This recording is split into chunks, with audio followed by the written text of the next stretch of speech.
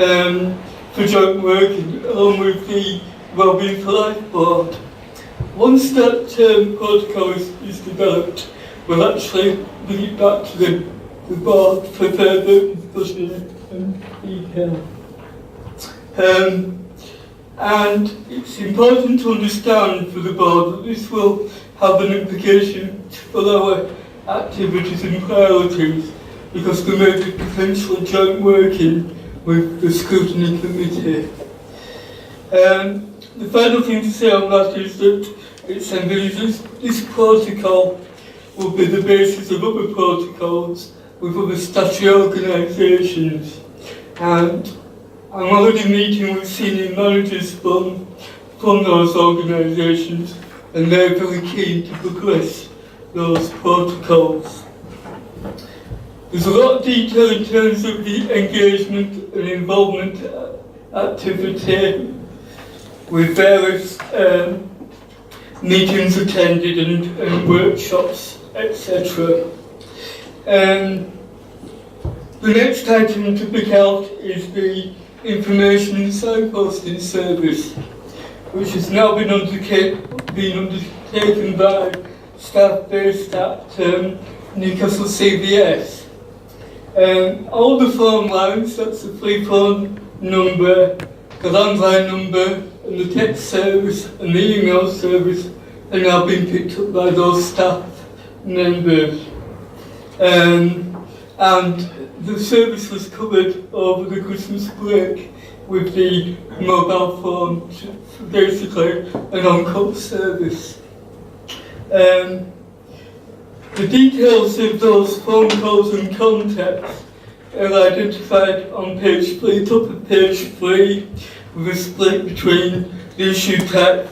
For example, health and social care were the most predominant contacts we received, and going down through employment, debt and immigration.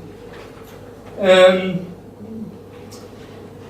the contact details follows in the next table, shows the source of the contact, the topic, the description, and what was done with that contact.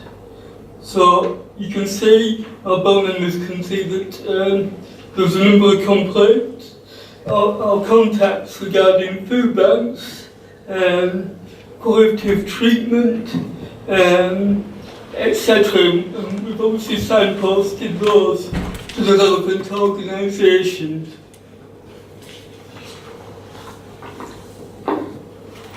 In terms of the Health Watch Champions, we've begun a recruitment campaign on the 22nd of November, and we've had a number of people apply to be Health Watch Champions, and we will be progressing those over the next few months.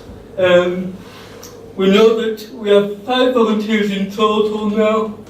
4 of these have been involved in the community priority work, which Julie is going to speak about to one of the papers, and also concerning the mystery shopping we've been doing with GP practices. And that's outlined, and that is to examine whether GP practices have actually got complaints information available to the public. And this is being done just for information purposes, and we won't be negative about GP practices. But we will be doing a report, and we will feed back to GP practices and also the CCGs about that work, and it will inform our future work on complaints. In terms of communication management, again there's a table which describes this activity on page 6.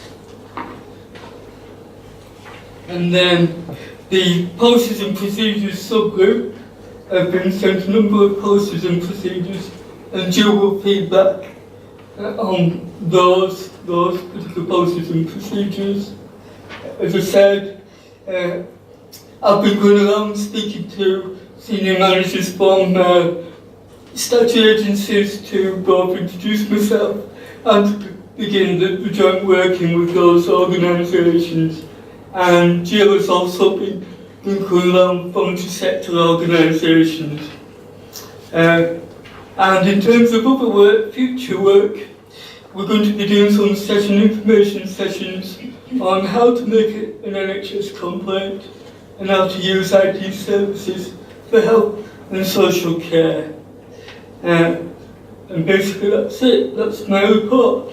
And it's recommended that the board notes the contents of this report. Thanks, Craig. Do any board members have any questions of Craig regarding his update for us? Craig, I probably should know this. Have we got a sort of a target level of number of champions that we're hoping to recruit? I'm looking at Rachel here.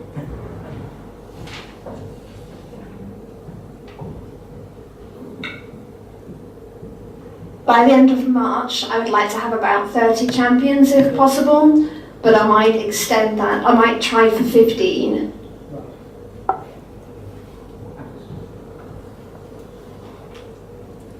Anybody else? Anybody else of the board members have anything to ask? Craig, is it part of the plan to find out what Care Connect are doing in Newcastle? Yeah. Is that on the written plan? I haven't seen it. Yes. Lovely. Yes, it is, sorry. That's an important element of that information gathering to get trends about what's going on in Newcastle. Anything else? Craig, I've got a few things. Firstly, I think in your report you mentioned about nominating a star. Could you just tell us a bit more about that? Yes. Yeah, we're going to be progressing this very shortly. It's something more positive than people simply complaining about services, and it will be for those people or community groups who have experienced good services, and we want to basically pick up those good services and to basically publicise it. So we're currently nominating a star, and Julie will be taking that forward over the next couple of months. How will we do that? How can we actually nominate the stars? Is it web-based, phone call? How do you do it? Probably by a combination of those things, and also when we're going out and speaking to community groups and individuals, we'll be picking up those good services as well. Okay, and I assume going alongside that will be a counter check that they have been nominated stars, but there's nothing underlying that we need to be concerned about. Yeah, so there'll be quality assurance around this nominating star process. Okay, well, that's great, because I think that's one of the things that Healthwatch Newcastle set out in the beginning, is to actually promote good services where things are working well, as well as things could actually be done better. Just one or two more things. I'm interested to know how many calls were received over Christmas, the information and advice line. Actually, over Christmas, I don't think there was any, was there, actually? No, but we've had about 6 since Christmas. Okay, so I mean that's an area we really need to just keep an eye on in terms of activity and what's coming through. Okay, that's good. Right, is there anything anybody else needs to ask of Craig? Lisa, I'm really sorry we didn't go around the table and introduce ourselves for your benefit. Would you like us to do that? Okay, so obviously Bev, Chair. Craig Dudden, Programme Manager. Sarah Cowley from Healthworks Newcastle. Alison Walton, board member. Sally Young from Newcastle CBS, not a board member. Deborah Hall, Information Support Officer. Tim Kerr, board member. Jill Remnant, board member. Alistair Cameron, board member. Lisa Charlton, board member. Okay, sorry about that, Lisa.